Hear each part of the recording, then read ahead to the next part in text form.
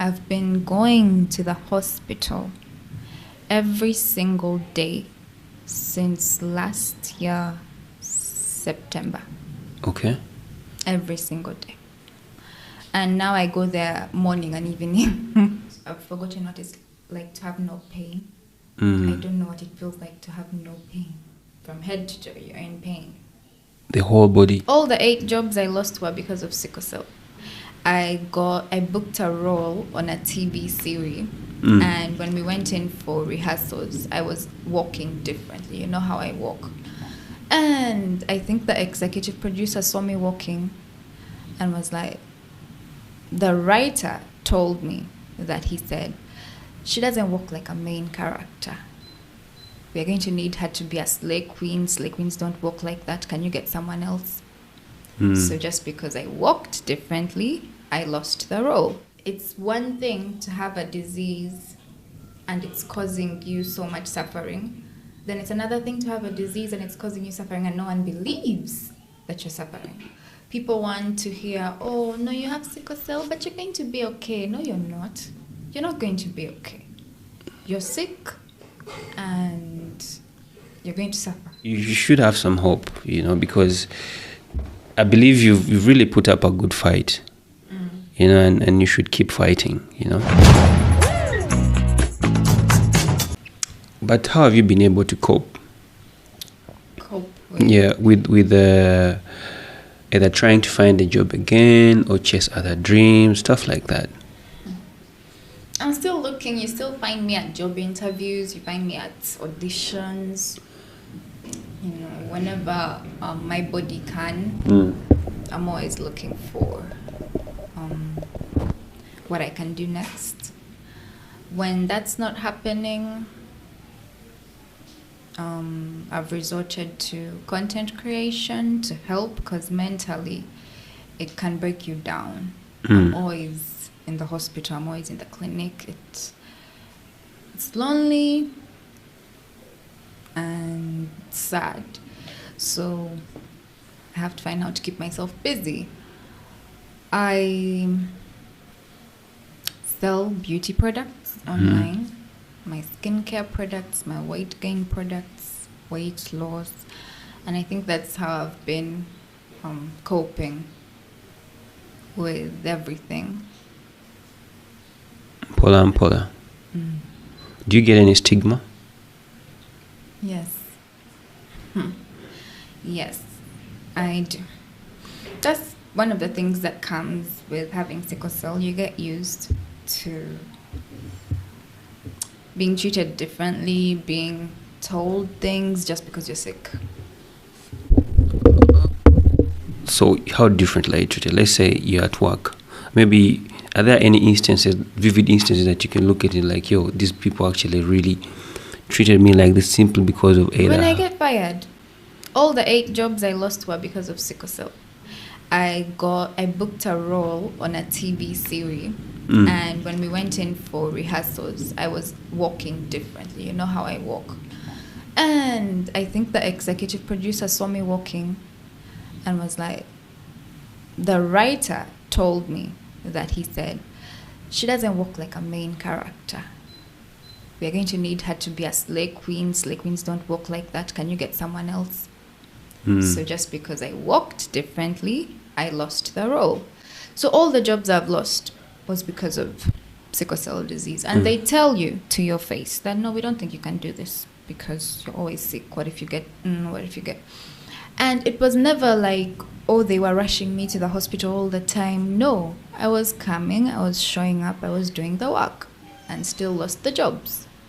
So it happens every single day. You just, I don't know, you unfortunately have to get used to it. Yeah. Wow, that's interesting. And then how are you? How many times do you have to be in the hospital? A month or in a week? I've been going to the hospital every single day since last year, September. Okay. Every single day. And now I go there morning and evening. Morning and evening. Twice a day. Twice a day.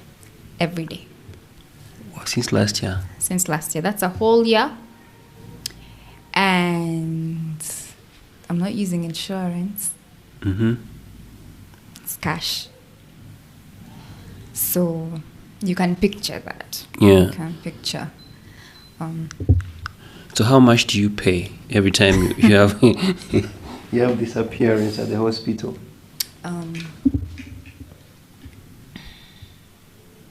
I'm paying 170,000 per day. Wow.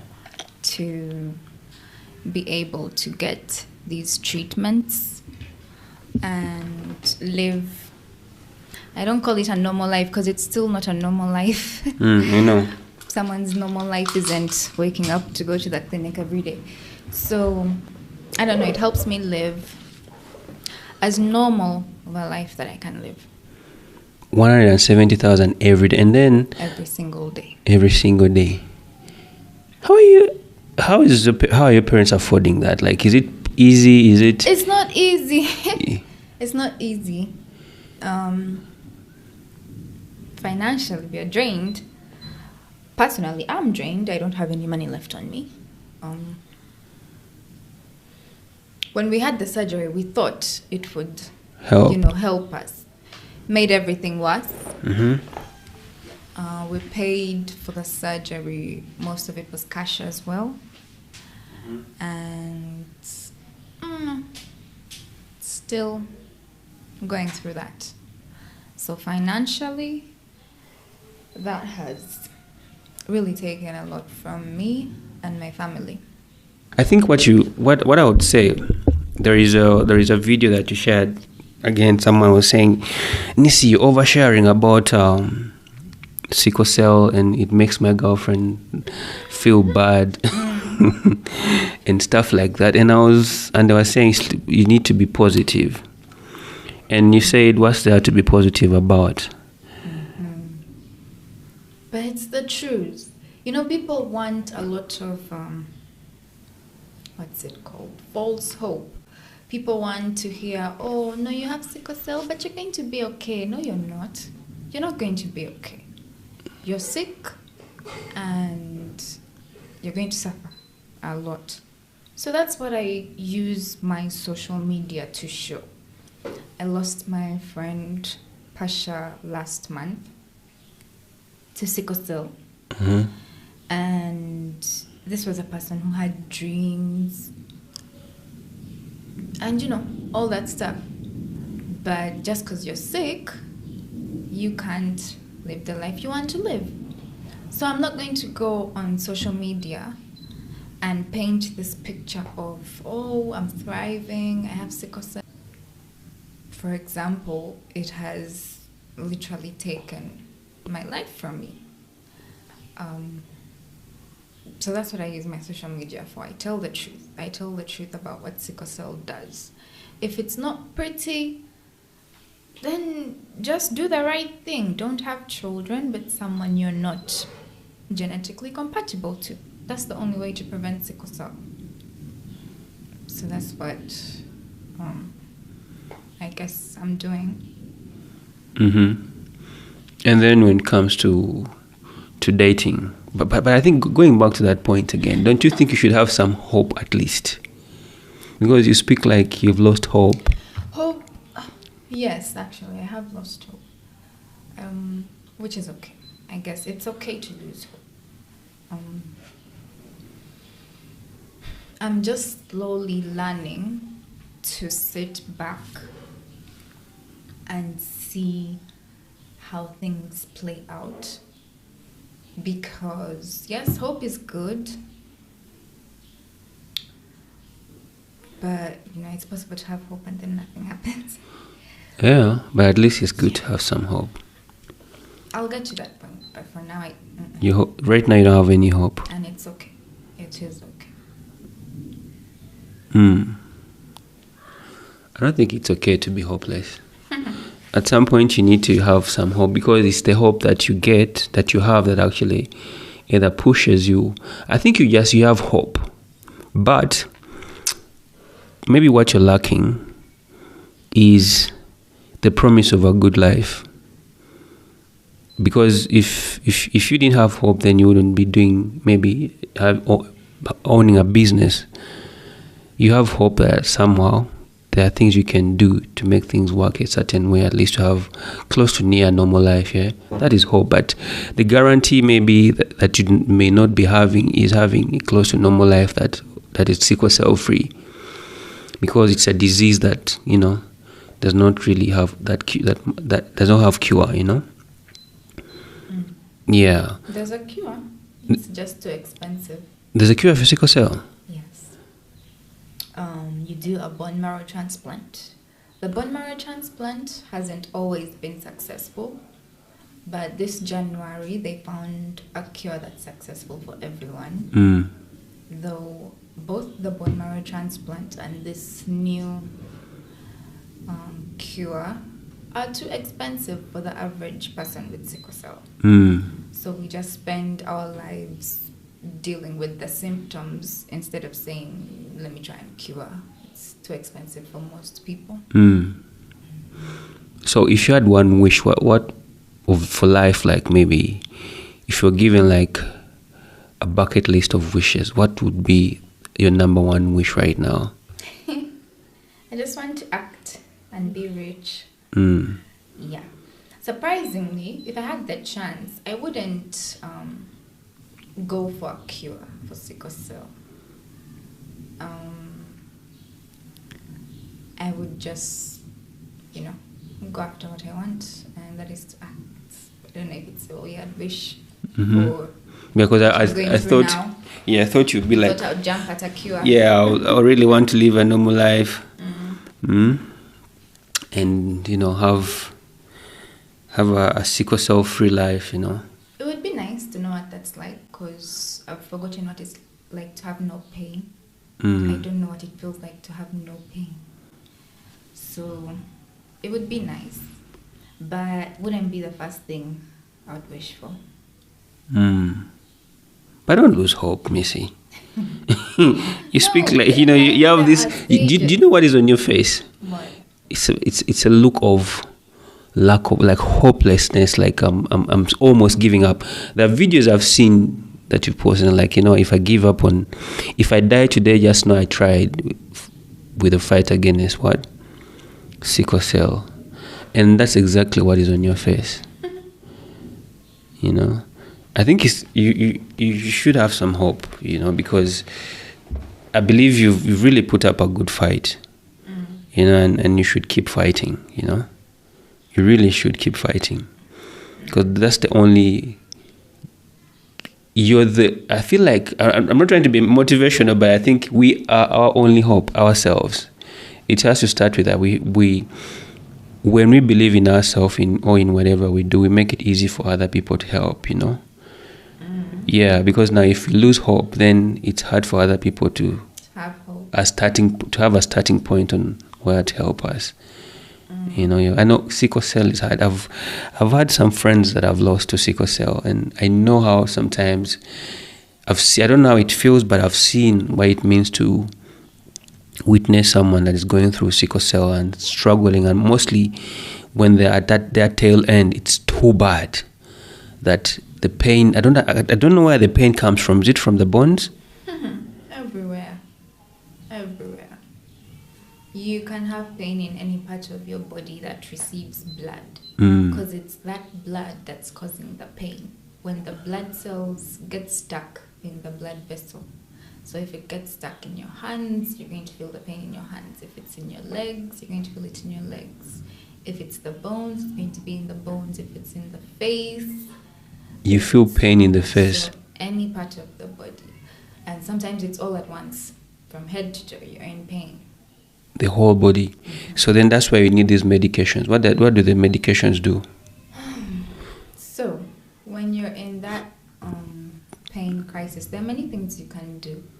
You can drink hot things because they help unclog the blocked vessels. You can do hot water massages. There's so much that you can do. But then when it reaches, there's a pain scale.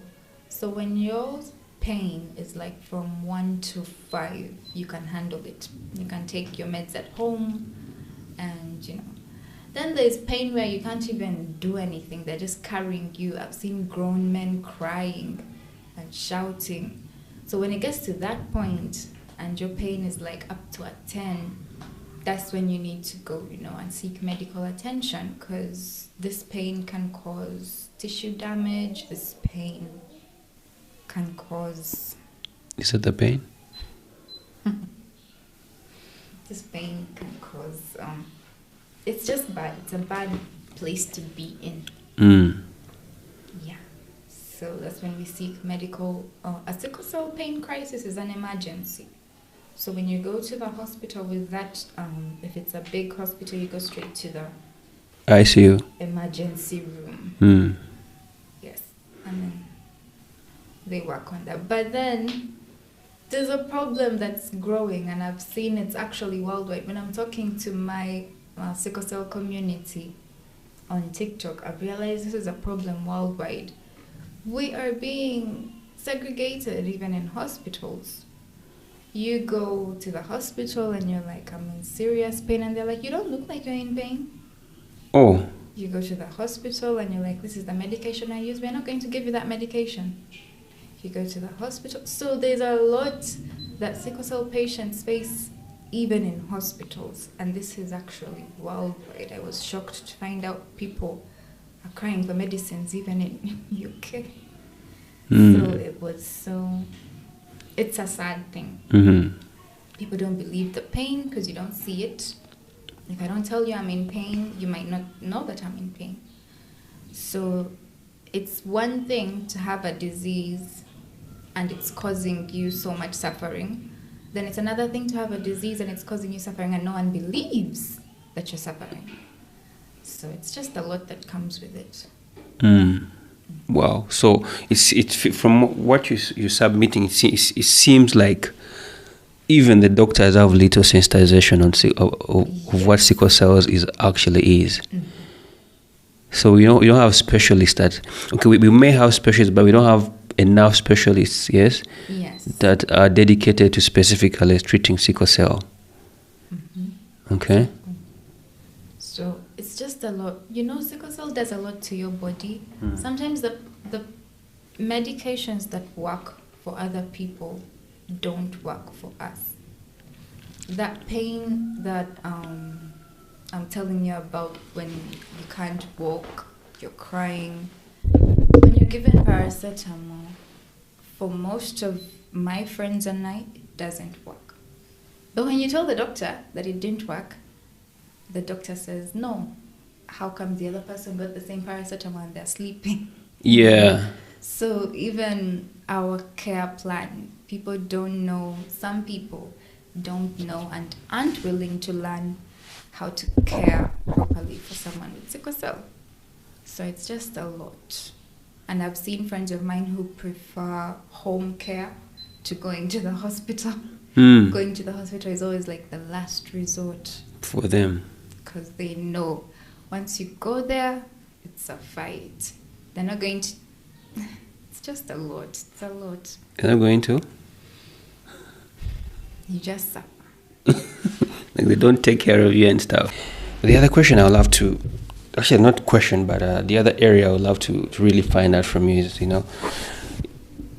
usually when you're going through that disease that might, in one or another, affect your mental health, you really need a social life. Do you have a social life? Like, do you go out? What do you do for fun? No, I don't. I'm always home. Or the clinic. Home or the clinic? Or the hospital. So it's to the clinic and back home. To the clinic, back home. So you don't go anywhere. And how does that affect your mental health?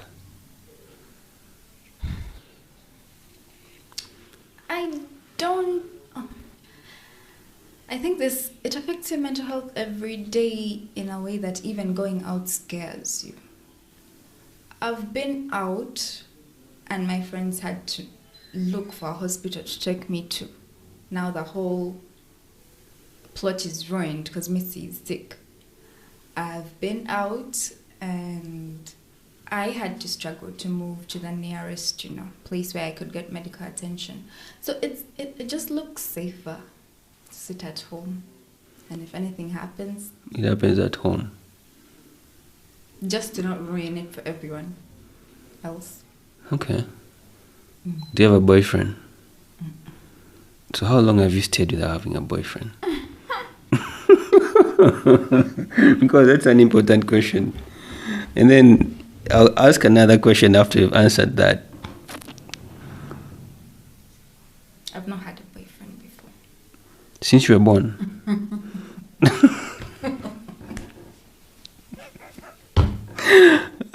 Olimba, you're lying. You've not been in a relationship. How old are you, if I may ask? Missy, you've never been in a relationship. I've not. So you're a virgin. Relationship before. So you're a virgin.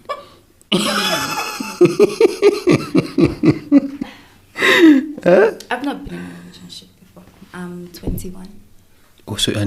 And you've never been in a relationship. Why have you asked that so many times? Because I want to know, Yes. Why? I don't go out. How will I be in a relationship? So you've not had anyone reach out to you? Meet people. No, I have had people reach out to me. So the thing is, I have also gone on dates here and there to get to know people. Mm-hmm. There was a time I went on a date and fell sick. Sorry to laugh. Okay. And it was the guy's first date seeing me, so now he was scared, and it was a full-blown crisis. I was screaming, and yeah, he took me to the clinic. We were there up to 6 a.m. I never saw him again, and I totally understand because that's not what people expect when they go on dates. So yeah, I've just not been in a relationship. But you wish to be in one, yeah? I mean, I'm human, but at the same time, I also understand. Wow, so... you see, hey, this is interesting. All right, let's say... So the thing is, you go out with these people, when they notice you have sickle cell, they run away. I had to let them know from the start. Because now the thing about me is I have sickle cell. So if I'm going to have anything serious with you, because I want kids, is you must not have even the trait. So of that sickle my cell. kids can be safe. So I have to let you know from day one so that if you're someone who has the trait or you have it yourself, we don't get involved. So yeah, I let them know. Or they see it themselves. Or Yeah, they either choose to stay or run. Right? Oh, wow. So that means if whatever kind of person you're looking for right now is someone that shouldn't have any traits of sickle cell. Mm-hmm. So that my kids can be safe because I have the disease. So your kids will be carriers, right? Yes. So that means when your kids are also getting partners, they should also make sure they get people who don't even have the trait at all, so that But their kids, somewhere it will get diluted in there. Won't their kids have? But their kids will also be carriers somehow, right? Then somewhere they'll get diluted. You keep giving the information. Mm. Yeah. And that's if I'm, lucky enough to have kids. Some people with sickle cell can't have kids. Oh. Yes. Wow. That's a serious struggle. Now you see, when you say whatever you're saying, whatever you've shared, it's opening, it's eye opening. For me, like, I think we need to start maybe being thankful to God for either the way He created us or where we are at some point in life, because they're actually people that you want to be like, right? Or you have a wish I was not. Mm-hmm. a sickle or anything like that. But also there are people that want to be like you. There are people that can't see, they can't touch and feel. You know that. The people that literally don't have all the faculties of their bodies functioning, like the five senses. And their wish is to either be able to see, hear, smell. So I think while you're losing hope, you should also be thankful for the small things that God has given you to be able to see. Know that you begin to appreciate the small things in life, so that compensates for the losses you have with the fight against sickle cell. I hardly think so. I know you don't want to believe that.